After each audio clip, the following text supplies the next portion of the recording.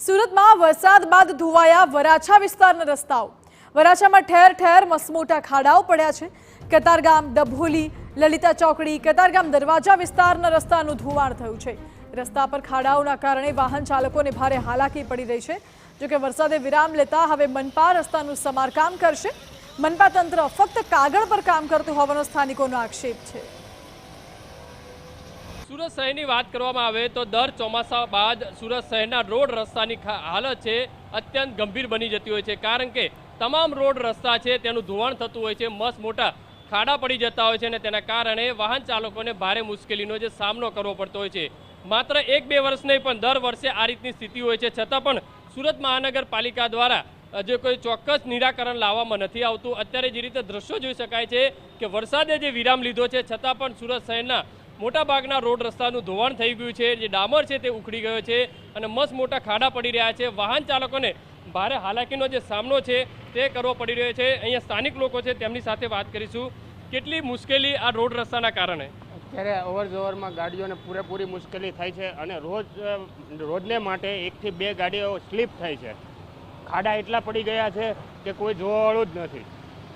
દર વર્ષે આ રીતની સ્થિતિ હોય છે? હા, દર વર્ષે। પહેલાં તો કામ ચાલુ હતું 2 વર્ષથી, હમણાં કામ પૂરું થયું છે તો બી એ ગટર પેલી આ સાઈડની જગ્યાએ પેલી સાઈડ નાખેલી છે અને પાણી ભરાવો થાય છે। જીસીબીથી ખાડા કરી જાય છે, મટીરિયલ નાખી જાય છે, પાછું ધોવાઈ જાય છે। અને રોડ નવો બનાવેલો છે? રોડ નવો નથી બનાવેલો, ત્યાં જ બનાવેલો છે આગળ। શું કહેશો, કઈ રીતની સ્થિતિ છે અત્યારે આ રોડ રસ્તાના કારણે? કેટલી મુશ્કેલી વાહન ચાલકોને? મુશ્કેલી 2 વર્ષથી તો હતી જ, કેમ કે ખાડીનું બાંધકામ ચાલુ હતું તો ઓલરેડી રોડ બંધ જ હતો। હજી જ્યારે ખાડીનું બાંધકામ નહોતું થયેલું ત્યારે ત્યાં પાણી ભરાતું એક જ જગ્યાએ। હવે તમે જોઈશો ને તો આમાં 4 ઠેકાણે પાણી ભરાય છે, કે આ ઠેકાણે જરાક વરસાદ પડે એટલે સ્થિતિ ગોઠણ લગીની આવી જાય છે।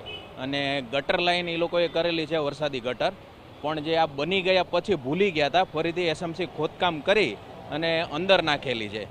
જે ગટર લાઈન નાખેલી છતાં પહેલો જ્યારે વરસાદ આવેલો અઠવાડિયા પહેલાં ત્યારે અહીંયા લગી લેવલ હતું પાણીનું। રસ્તાનું પણ ધોવાણ થઈ રહ્યું છે ઠેર ઠેર, એક નહીં આ વિસ્તાર નહીં પણ અનેક વિસ્તારોની અંદર।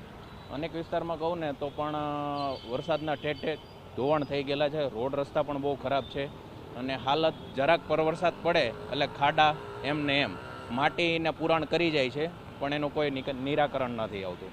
મહાનગરપાલિકા દ્વારા જે જગ્યાએ ખાડા પડતા હોય છે, રોડનું ધોવાણ જતું હોય છે, ત્યાં માત્ર ખાલી જે બતાવવા પૂરતી જે કામગીરી કરવામાં આવતી હોય છે, પણ અનેક અકસ્માતો પણ આ જે થતા હોય છે ત્યારે તેની પાછળ જવાબદાર કોણ? કારણ કે હાલમાં તો વરસાદે જે વિરામ લીધો છે ત્યારે હવે જોવાનું રહ્યું કે સુરત મહાનગરપાલિકા દ્વારા આ જે રોડ રસ્તાનું ધોવાણ થયું છે તેનું રિપેરિંગ કામ કેટલા સમયમાં પૂર્ણ કરશે। કેમેરામેન સંજય ચંડેલ સાથે બલદેવ સુથાર, TV9 સુરત।